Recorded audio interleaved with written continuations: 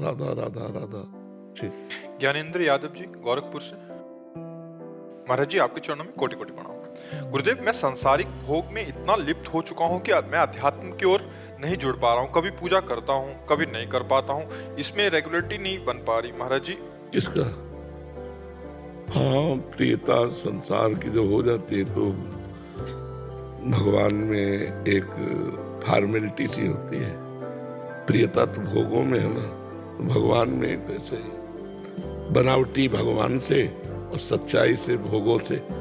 जिस दिन सच्चाई से प्रीत करने लगोगे, कामी नारी प्यारी जिम लोभी जिम प्रियदाम, तो उस समय स्थिति बदल जाएगी। हम भगवान से प्रीति नहीं करते हैं। प्रीति 10-20 जगह नहीं होती, एक जगह होती कहीं। जो ये 10-20 जगह प्रीति करते हैं वे विचारी पुरुष होते हैं, वो प्रीतिवान नहीं होते। जो प्रीतिवान होता है वो एक जगह प्रीति करता है। प्रेम गलियत सांकरी तामे दो न समाये, तो बहुत जगह प्रीति कैसे हो सकती है? भोगेश्वर प्रसक्ता नाम तयापहृत चेतसाम व्यवसायत्मिका बुद्धि समाधो न विधीयते।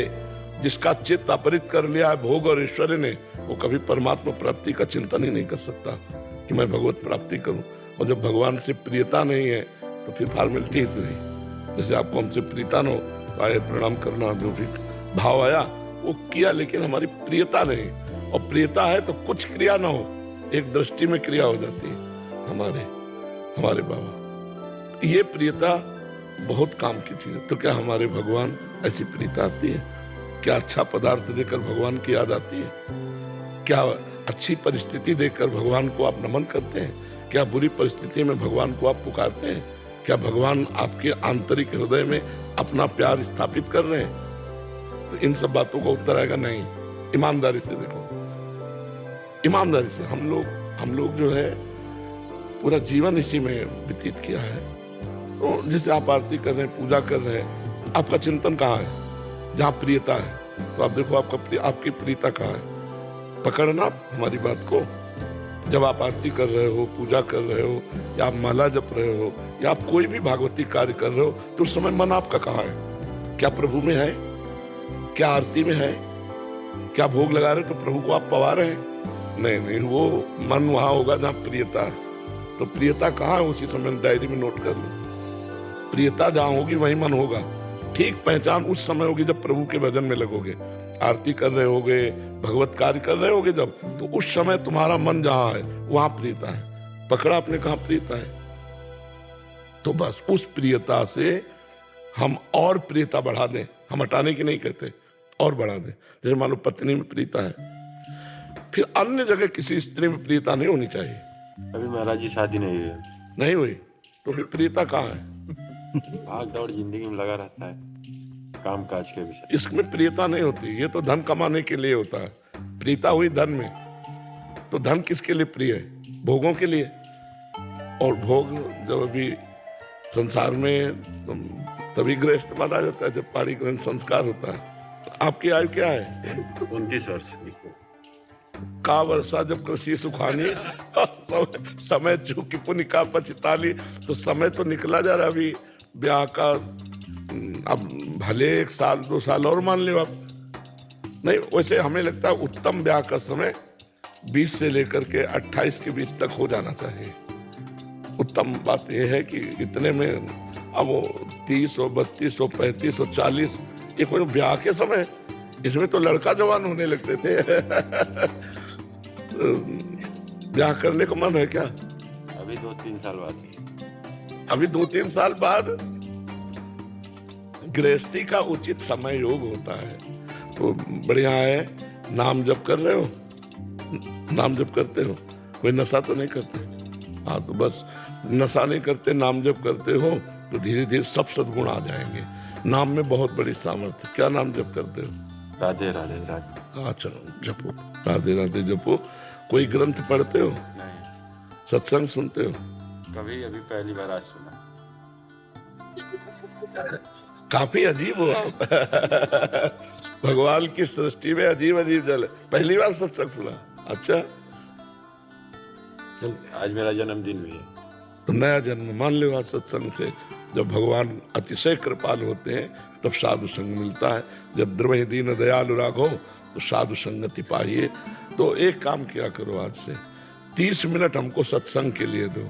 रोज सत्संग सुनो, मोबाइल से 30 मिनट सत्संग के लिए दो और 24 मिनट एकांत के दो। शांति से बैठ के 24 घंटा में जब तुम्हें समय मिले तो राधा राधा लिखते हुए देखो। लिखो भला राधा, अंदर से लिखा राधा, राधा अंदर बोला राधा, बाहर लिखा राधा। आंख खोल के या आंख बंद कर 24 मिनट ये करो और 30 मिनट सत्संग सुनो।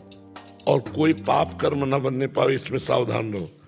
फिर बढ़िया आगे भगवान आपका मंगल में जीवन कर देंगे। वो मंगल भवन है।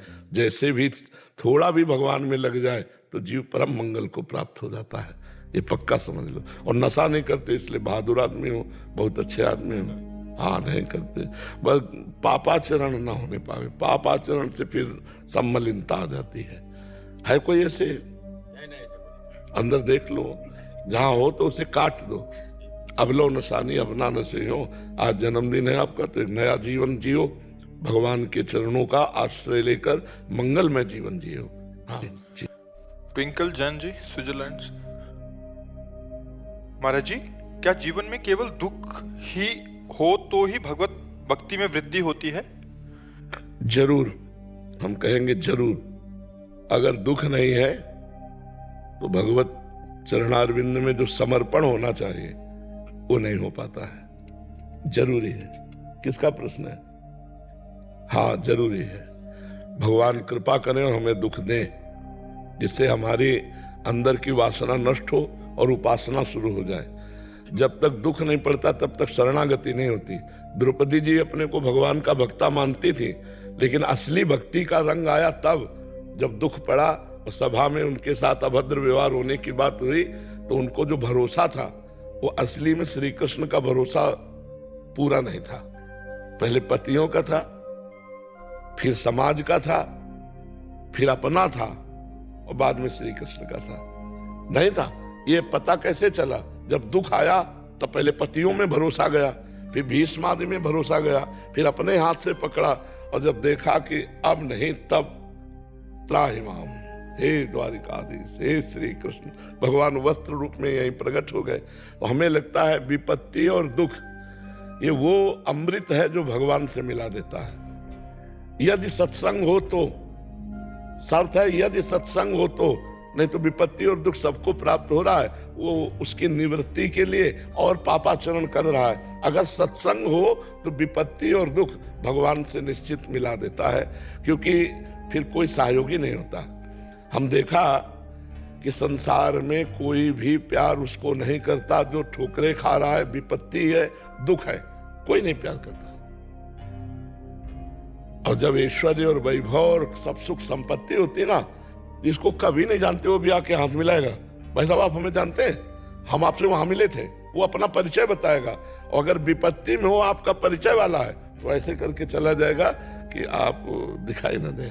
इसलिए मुझे लगता है भगवान बड़े कृपालु हैं, जिनको विपत्ति और दुख देकर सत्संग दे देते हैं, वो निकल जाते हैं, वो विपत्ति और दुख का सदुपयोग कर लेते हैं।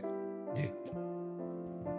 सत्संग पहले आ गया, फिर धीरे धीरे जब दुख आए तो ऐसे लगा हाँ भगवान से और जुड़े, तो बिना मांगे सत्संग भी प्राप्त हुआ शंघाई में। और अब ऐसे लगता है कि विपत्ति ये है कि हर समय जैसे आपका हट कितना था बचपन में कि आप निकल गए, हमारे अंदर वो हट क्यों नहीं आता? वो भगवान देते हैं, वो भगवान ही देते ना, वो भगवान ही अंदर से देते। और हम बताए आपको पूरा जीवन हो गया, पूरा जीवन हो गया, आज तक हमको ये दिखाई नहीं दिया कि यहाँ कोई प्यार करता है। आज तक नहीं दिखाई दिया मुझे कि यहाँ कोई प्यार करता है। मुझे केवल एक बात दिखाई देती है, यहाँ अपने सुख के लिए हम आपसे प्यार करते हैं। जरा इस शब्द पर विचार करो, आपके सुख के लिए जो हम करें उसे प्यार कहते हैं। आपसे जो हम सुख लेने की भावना से प्यार करते हैं उसे स्वार्थ कहते हैं। हमें यहाँ स्वार्थ दिखाई दिया, प्यार नहीं दिखाई दिया। बोलो, है प्यार भला? अपने सुख को लेकर हम आपसे प्यार करते हैं कि हम आपके बिना जी नहीं सकते। प्यार का शब्द है, हम आपके बिना जी नहीं सकते, लेकिन आपके बिना नहीं, अपनी स्वार्थ की पूर्ति के बिना नहीं जी सकते। नहीं तो उसकी स्वार्थ को ब्रेक लगा दो, जो स्वार्थ समझ रहा हो, फिर करो प्यार, फिर देखो उसका स्वरूप देखो, आ जाएगा, सामने आ जाएगा। जो स्वार्थ वो आप में देख रहा है, उसमें आप ब्रेक लगा दो, आओ हम तुमसे प्यार करते हैं, करो हमसे प्यार, तो नजदीक नहीं आएगा, दिखाई नहीं देगा। महाराज जी, प्यार का असली स्वरूप क्या है? अपने प्राणों को भी समर्पित करके जिससे प्यार किया जाता है उसे सुख देना, सुख लेना नहीं।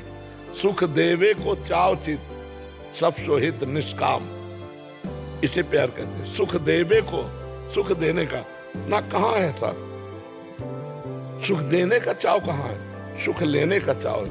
प्रभु जी, जो माता पिता हमसे करते हैं वो भी सब आता है। मोह, प्रेम नहीं, मोह। प्रेम बहुत ऊंची चीज है बच्चा। प्रेम जिस समय आ जाएगा वो अलग हो जाएगा। जैसे हम स्त्री से प्यार नहीं करते, काम, हम पुरुष से प्यार नहीं करते, काम।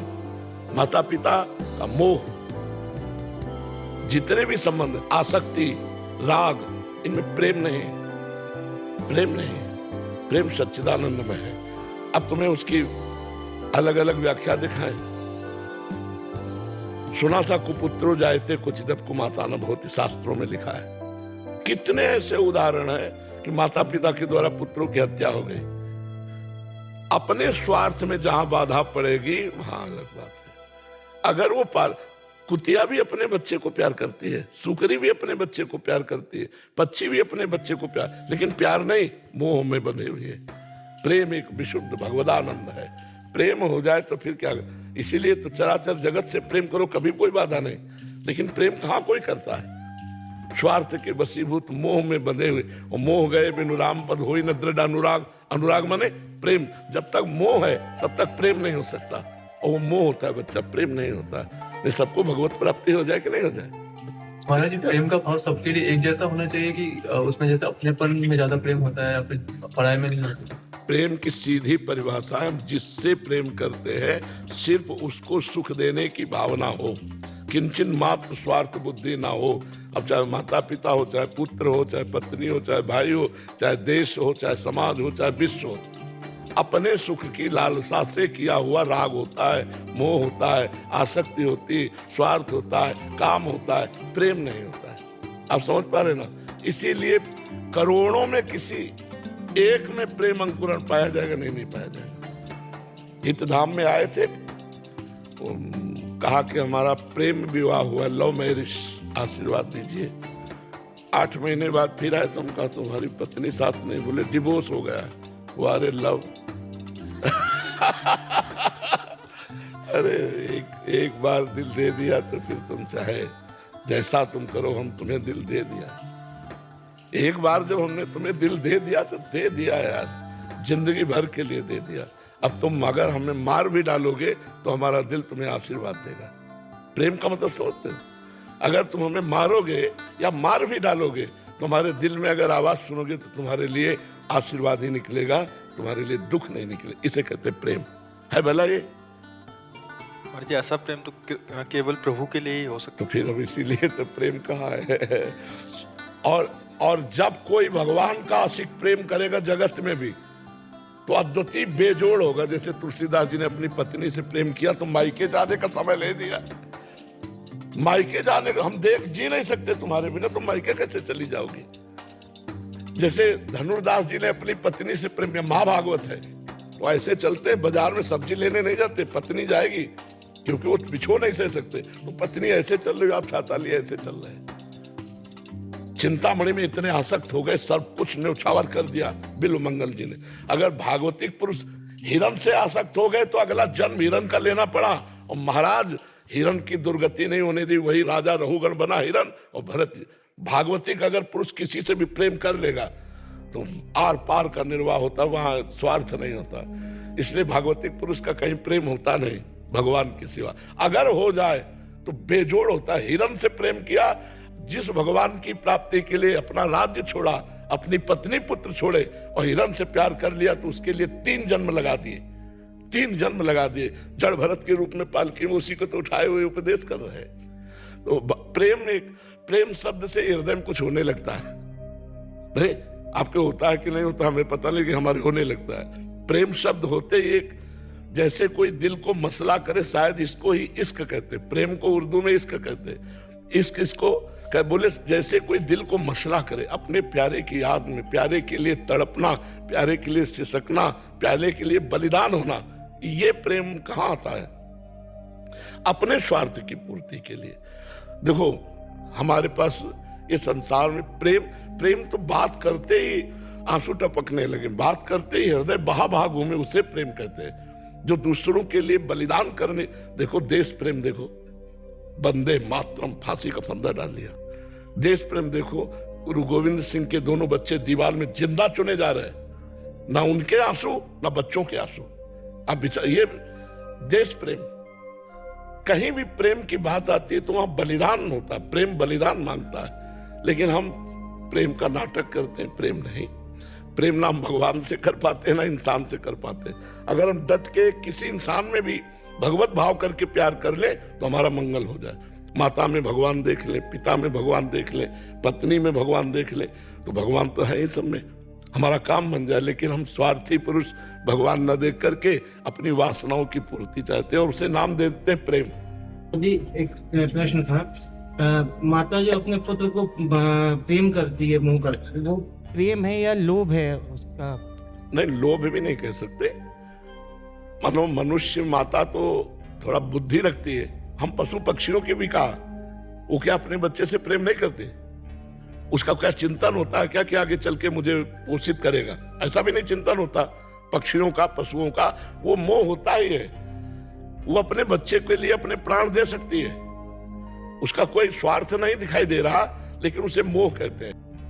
वो आप कहे थे कि आना जाना बंद कर दो तो आना जाना बंद हो जाएगा जी। तो आपकी कृपा, श्री जी की कृपा से पहली बार वृंदावन धाम आना हुआ जी। तो गुरुदेव अब जाने की इच्छा नहीं, अब नहीं जा पाएंगे वृंदावन छोड़। नहीं, ऐसा मत करो बच्चा, हमारी बात समझो। अलग अलग औषधि दी जाती है बीमार को, अलग अलग। अभी आप जवान हो, आप अभी थोड़ा कर्म करो। पढ़ाई लिखाई पूरी हुई क्या? नहीं, अभी डट के पढ़ो, डिग्री में पहुंचो, भारत की किसी सेवा में लगो, माता पिता की सेवा करो, नाम जप करो, और फिर अवसर मिले तो आके वृंदावन वास करो। नहीं, अब ऐसे कच्ची उम्र बहुत कठिन है बच्चा, बाबागिरी।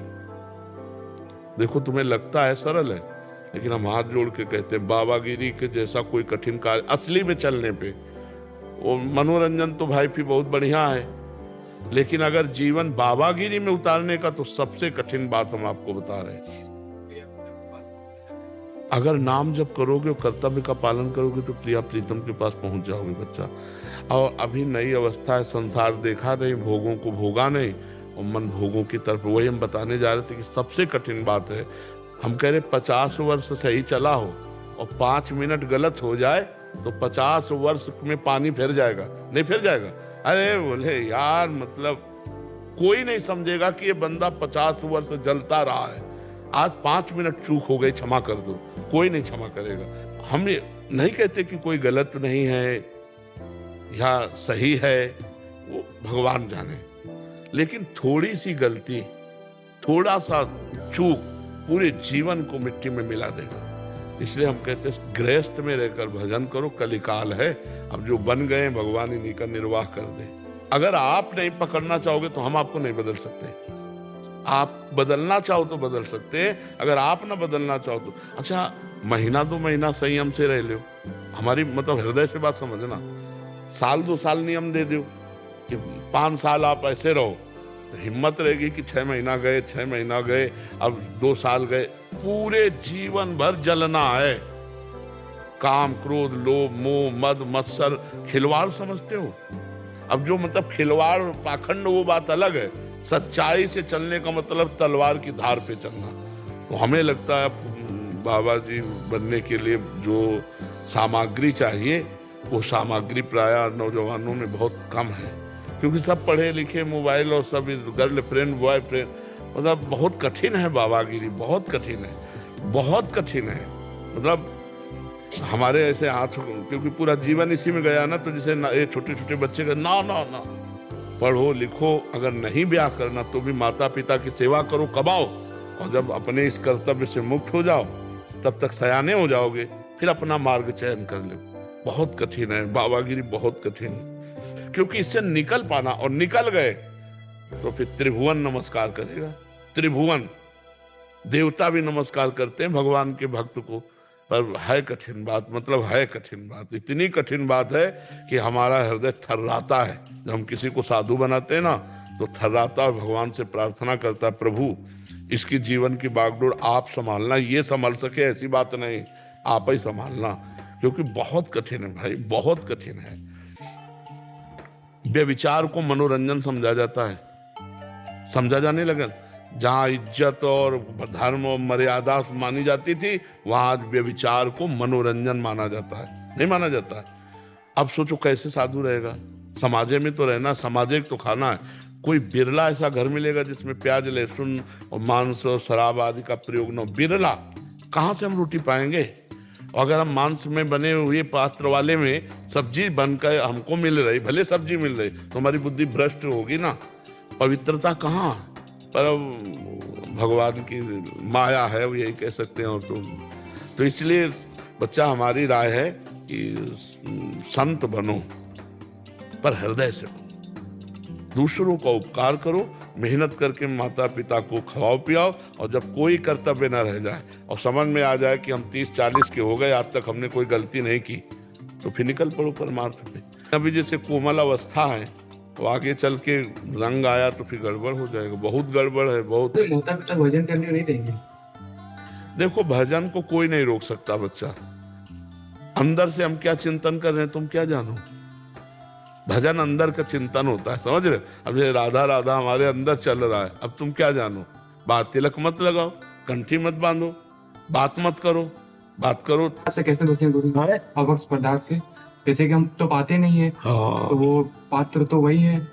हाँ बच्चा, ये बात तो तभी, यही तो समस्या कह रहे हैं कि आज की समस्या आपकी नहीं, क्योंकि अब हर घर में पीने वाले, और जो पिएगा वो खाएगा, और खाने पीने वाले के अगर वहाँ से हमें मिला तो हमारी बुद्धि कहाँ पहुँच जाएगी, भजन थोड़ी होगा।